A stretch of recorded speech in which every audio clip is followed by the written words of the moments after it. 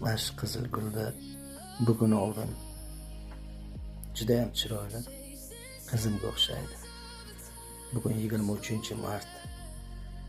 Qizim tug'ilgan kuni. Joyingiz jannatdan bo'lsin qizim. Inshaalloh yana bir bora ko'rishlik nasib etsin.